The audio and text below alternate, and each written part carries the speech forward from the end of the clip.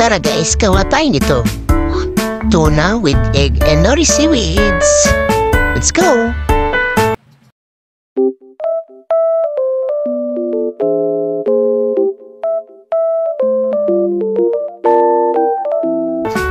Sa mainit na kawali, maglagay ng oil.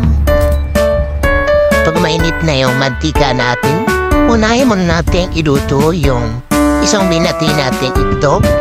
Ayan. After maluto, iset aside muna natin. At ayan, lagay tayo ng oil at maggisa na tayo ng bawang at sibuyas. Ayan, dapat brown yung bawang. And then, at di masyadong luto yung sibuyas.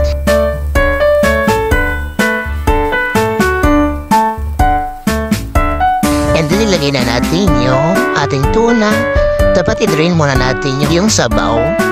Saka natin isama sa paggisa.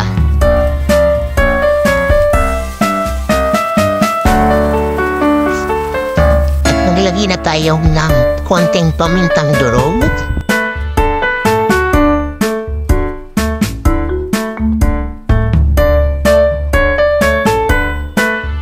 At ilagay na natin yung luto natin kanina na egg. At maglagay na tayo sa ibabaw ng nori seaweeds. Ayan. At maglagay tayo sa ibabaw ng mayonnaise para lalo mas masarap. At ipatapos yan, isasama natin ang kanin, iisa natin all together. Ayan.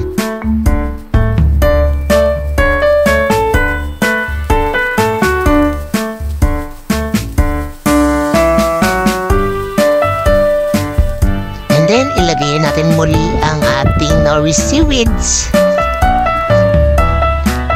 Yan, maglagay tayo ulit ng mayonnaise. And combine all together.